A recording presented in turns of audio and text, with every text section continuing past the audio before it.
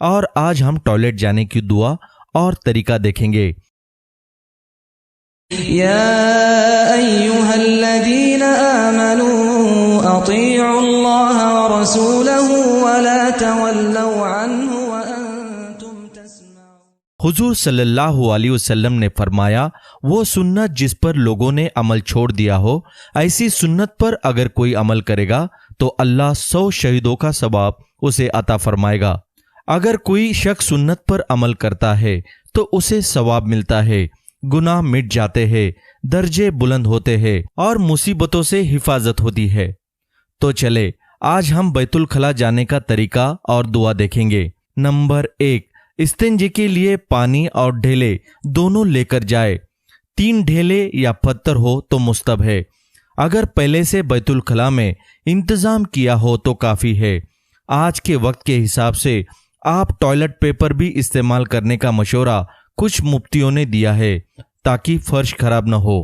Number 2، حضور صلی اللہ علیہ وسلم سر ڈھانک کر اور جوتا پہن کر بیت الخلا میں تشریف لے جاتے تھے۔ نمبر 3، بیت الخلا جانے سے پہلے انگوٹھی یا کسی چیز پر قرآن شریف کی آیت یا حضور صلی اللہ علیہ وسلم کا مبارک نام لکھا ہو اور وہ دکھائی دیتا ہو تو اس کو اتار کر باہر ہی چھوڑ دے۔ فراغت کے بعد باہر آ کر پھر پہن لے۔ تعویذ کو موم جما کر لیا گیا ہو یا کپڑے میں سی لیا گیا ہو تو اس کو پہن کر جانا جائز ہے۔ نمبر 4، بیت الخلا میں داخل ہونے سے پہلے یہ دعا پڑھے، بسم اللہ اللہم انی اعوذ بک من الخبث والخبائث۔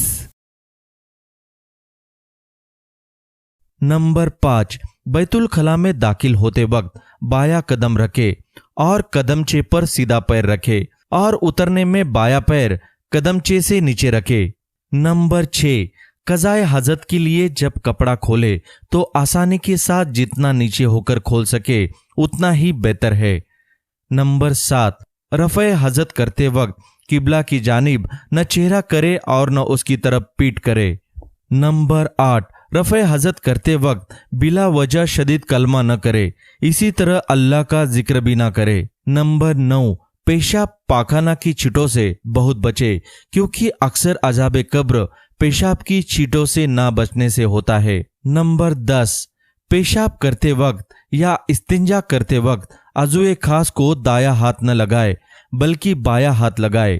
نمبر 11، بعض جگہ بیت الخلا نہیں ہوتا ہے، اس وقت ایسی آڑ کی جگہ میں رفع حاجت کرنا چاہیے جہاں کسی دوسری آدمی کی نگاہ نہ پڑے۔ نمبر 12، پیشاب کرنے کے لیے نرم جگہ تلاش کرے تاکہ چھینٹے نہ اڑے اور زمین جذب کرتی جائے۔ نمبر 13، بیٹھ کر پیشاب کرے، کھڑے ہو کر پیشاب نہ کرے۔ نمبر 14، پیشاب کرنے کے بعد استنجا سکھانا ہو تو دیوار وغیرہ کی آڑ میں سکھانا چاہیے۔ نمبر 15، استنجا کے بعد مٹی یا صابن وغیرہ سے اچھی طرح ہاتھ دھو لینا چاہیے۔ نمبر 16، بیت الخلا سے نکلتے وقت سیدھا پیر نکالے اور یہ دعا پڑھے، غفرانک الحمد للہ الذی اذهب عنی الاذى وعافانی۔